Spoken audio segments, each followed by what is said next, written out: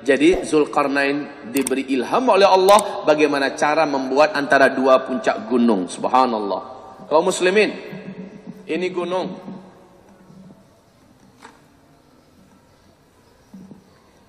Ini gunung.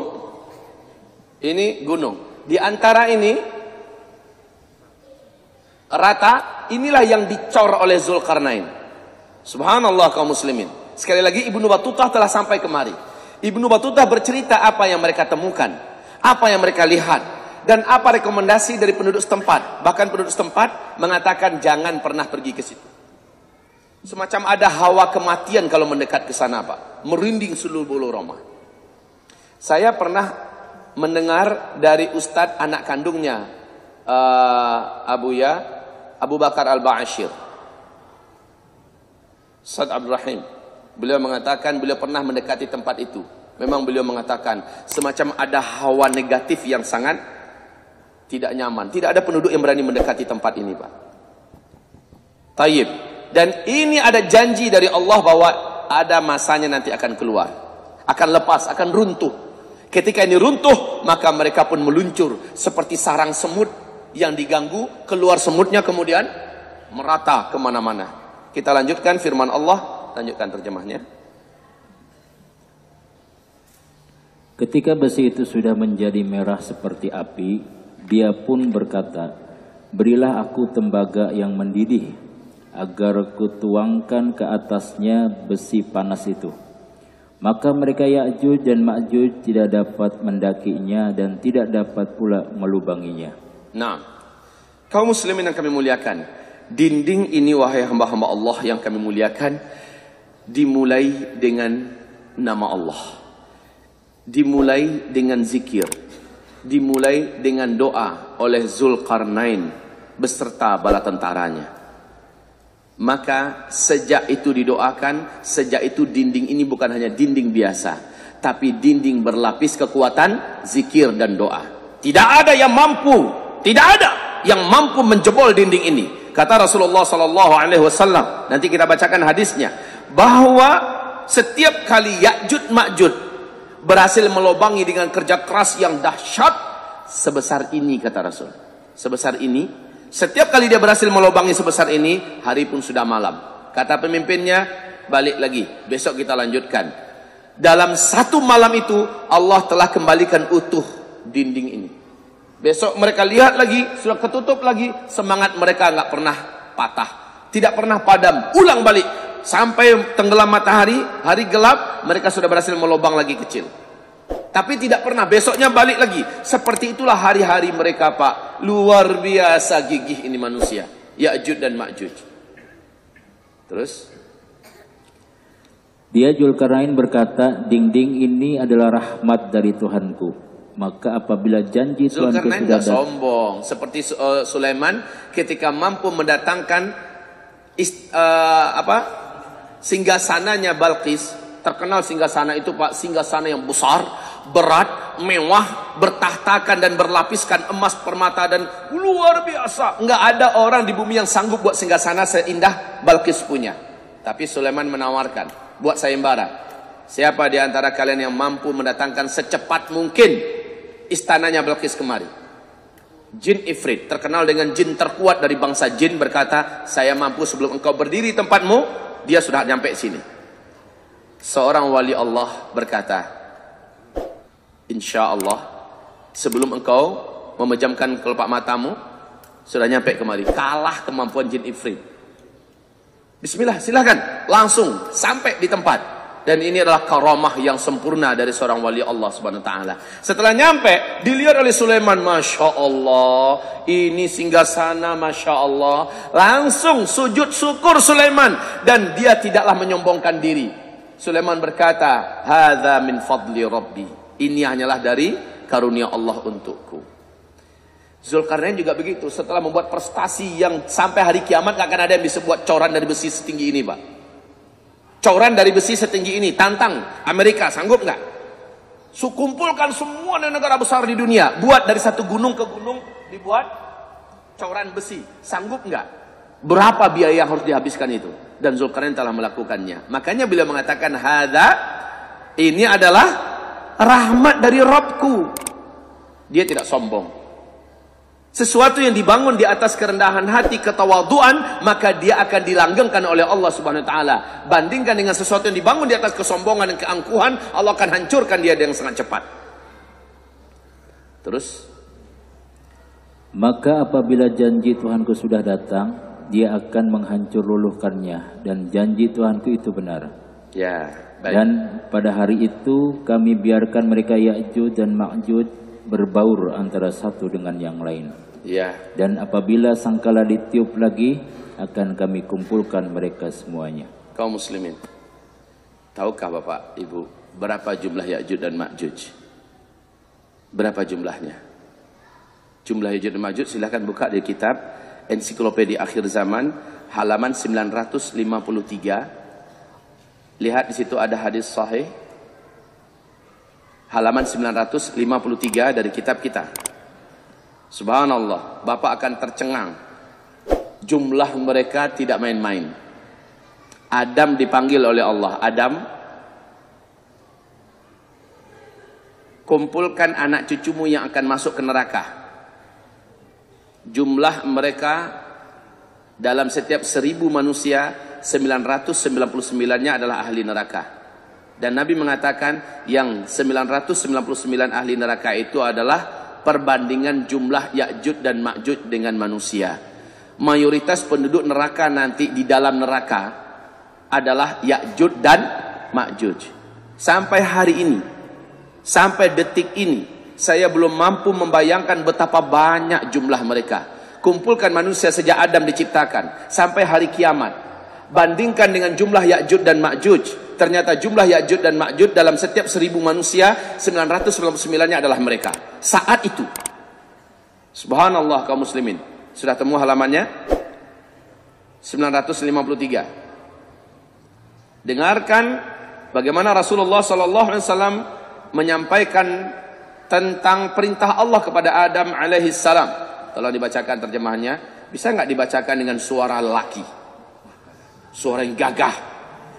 Siap. Ini korban tidak ngantuk saat ngantuk. Ya. Malam bergadang. Saya juga ngantuk, tapi nyaman aja. Kembali kepada pengajian pagi tadi kali ya. Perlu penambahan kekuatan. Sampai nggak sahur tadi bablas. Masya Allah. Silakan dibaca. Munculnya Ya'juj dan Ma'juj dianggap sebagai salah satu tanda besar hari kiamat. Bukan itu, yang hadis dari Abu Sa'id Al-Khudri. Lihat terjemahannya di halaman 954. Allah Azza wa Jalla. Allah Azza wa Jalla berkalam pada hari kiamat. Wahai Adam, dia berkata, kupenuhi panggilanmu dengan kerelaan hati. Wahai Rabb kami, lantas dia dipanggil dengan suara keras. Sesungguhnya Allah memerintahkan kamu untuk mengeluarkan dari anak keturunanmu satu pasukan ke neraka. Ini sebentar. Penekanan kita di sini adalah dari anak keturunanmu. Berarti Ya'juj dan Ma'juj adalah manusia. Bukan seperti penggambaran kaum barat di sana. Mereka mengatakan Ya'juj Ma'juj adalah sejenis monster di bawah tanah yang nanti akan muncul dalam bentuk yang macam-macam, menakutkan, mengerikan. Enggak. Ya'juj dan Ma'juj di dalam hadis ini anak keturunan Adam. Terus tadi bagaimana ya? Neraka ya? Insyaallah. Aduh. Sebenarnya neraka ya? Kayaknya jadi nggak semangat ini. Sesungguhnya Allah memerintahkan kamu untuk mengeluarkan dari neraka keturunanmu satu pasukan ke neraka. Adam bertanya, wahai Rabbku, apakah pasukan neraka itu? Allah berkalam, dari setiap 1000 orang aku menyangka dia berkalam ada 999 orang. Maka ketika itu wanita hamil menggugurkan kandungannya, anak kecil menjadi beruban, dan kamu melihat orang-orang itu mabuk padahal mereka tidak mabuk. Akan tetapi itu adalah siksa Allah yang dahsyat. Keadaan itu memberatkan banyak orang sehingga wajah mereka berubah.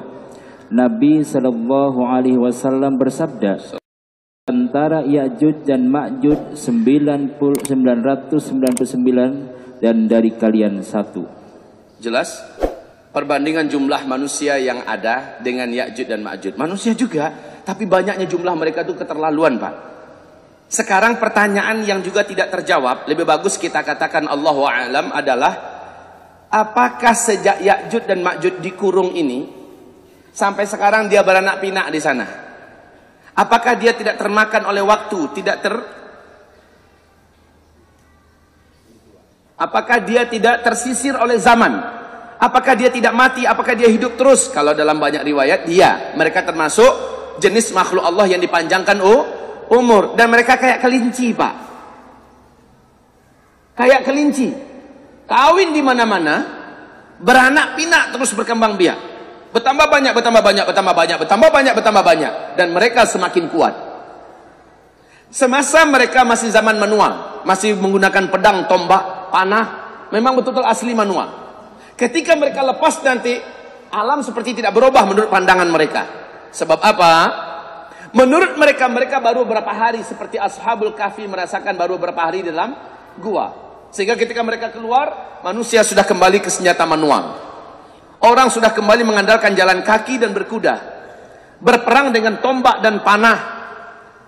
Semua ketamadunan yang ada sudah dihancurkan oleh Allah melalui agenda besar. Meteor menghantam bumi, dukhan menyelimuti bumi, peperangan, penghancuran. Sehingga ketika Ya'juj Ma'juj lepas, keluar, dia menganggap tidak ada yang berubah. Ya, terus, ibarat Allah yang kami muliakan, sebentar. Rasulullah mengatakan bahwa sesungguhnya mayoritas penduduk neraka itu diisi oleh Ya'juj dan Ma'juj. Luar biasa banyak, Pak. Kita sekarang ada berapa miliar penduduk manusia di bumi ini? 7 miliar, lebih kurang. Gabungkan dari sejak Nabi Adam diciptakan sampai nanti hari kiamat. Sudahlah digabungkan begitu, Rasul tetap mengatakan mayoritas penduduk neraka adalah Ya'juj dan Ma'juj. Bapak bisa bayangkan enggak?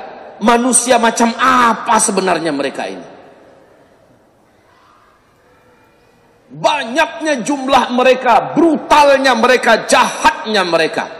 Yuk kita lihat di kitab Zikir Akhir Zaman, halaman 375. Halaman 375. Silakan dibaca. Allah memberitahukan kepada Isa dengan firman-Nya. Ini hadis sahih Muslim, ya. Silakan. Allah memberitahukan kepada Isa dengan firman-Nya.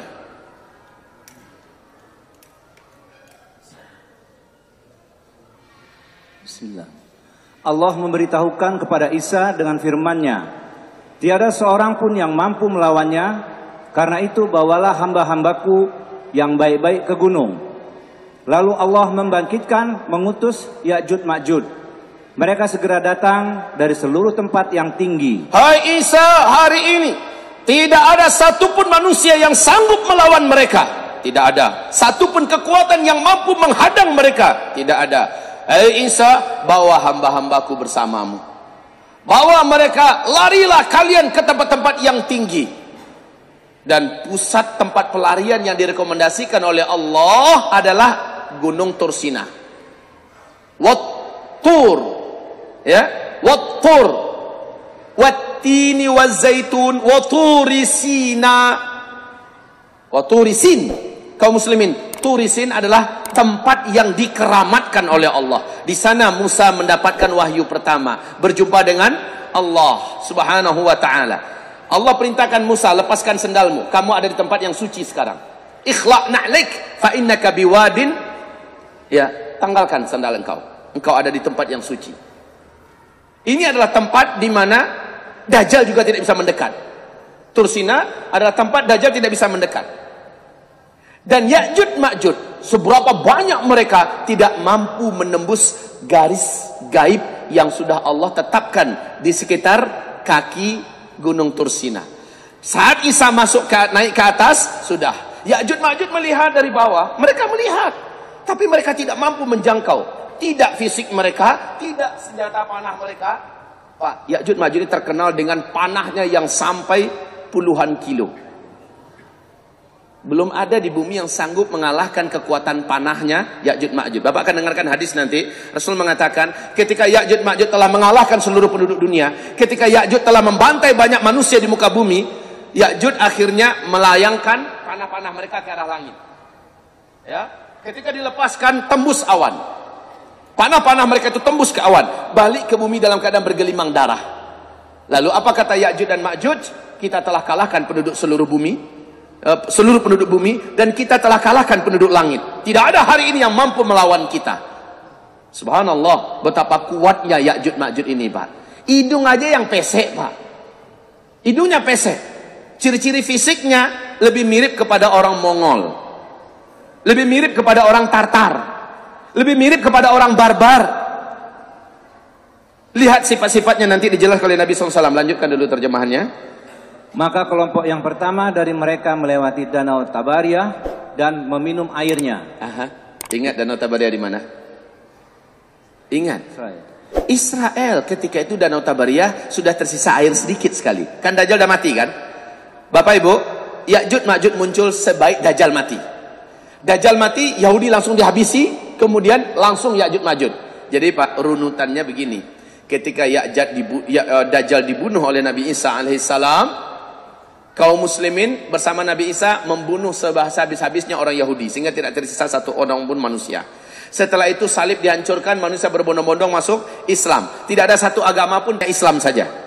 Orang yang belum masuk Islam nunda-nunda waktu, rencananya sih ada, dan mereka baru akan menyatakan Islamnya ketika matahari terbit dari barat. Tapi sudah ditutup pintu penerimaan Allah, dan pintu taubat juga sudah ditutup. Kaum muslimin, saat itu kaum muslimin sudah aman dan nyaman. Mereka mulai pulang ke kampung-kampung mereka sendiri. Ada yang pulang ke Irak, ada yang pulang ke Yaman, ada yang pulang, pokoknya sudah kembali. Ada yang pergi ke Hijaz, ada yang pergi ke Najd. Masing-masing kembali ke kampung halaman mereka. Kata Rasulullah, di tengah jalan mereka dikagetkan dengan kepungan Ya'juj dan Ma'juj. Berarti langsung nyambung tuh, Pak. Di tengah jalan langsung dikepung. Mereka mencoba lari menyelamatkan diri, bergabung kembali.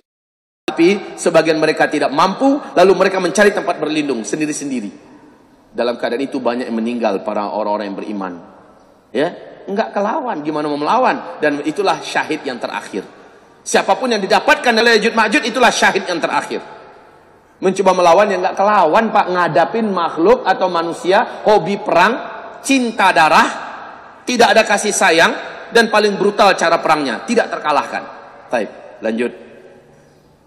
Lalu orang-orang yang belakangan melewati seraya berkata, di danau ini dulu pernah ada airnya, dan Nabiullah Isa masih ditahan bersama sahabat-sahabatnya, sehingga pada hari itu kepala seekor lembu adalah lebih baik bagi kamu daripada 100 dinar. Maksudnya apa?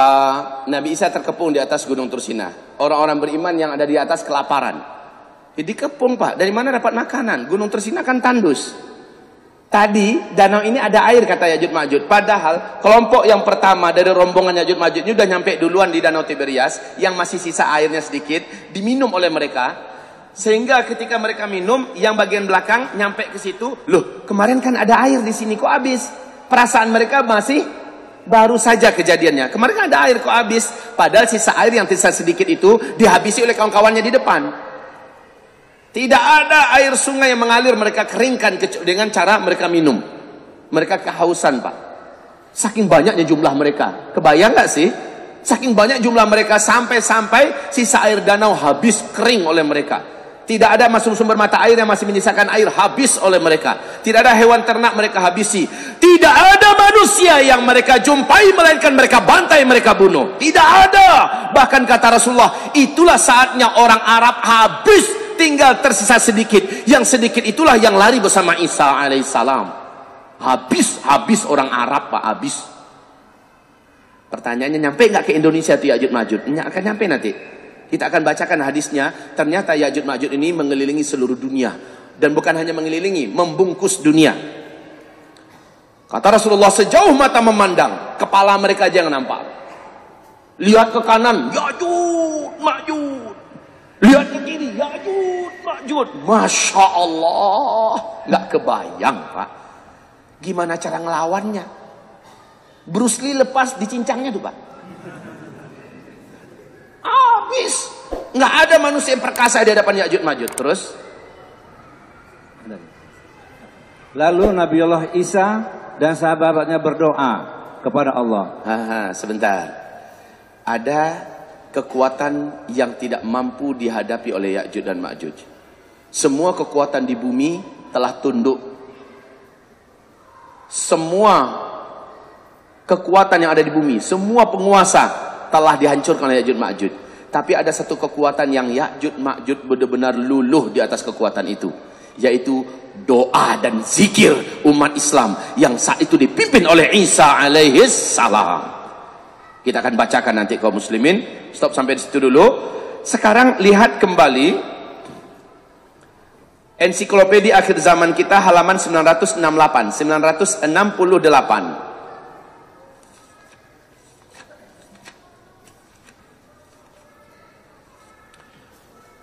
Masya Allah, ini suatu penuturan yang gamblang dari Rasulullah Sallallahu Alaihi Wasallam, di mana Rasul mengatakan Ya'juj Ma'juj itu membungkus seluruh bumi. Ini hadisnya Pak. Faya'ummunal arda.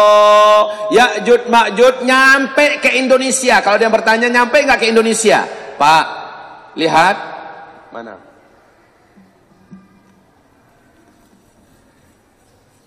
Semua tanda-tanda besar kiamat, bukan hanya Arab saja yang akan mengalami, tapi seluruh dunia.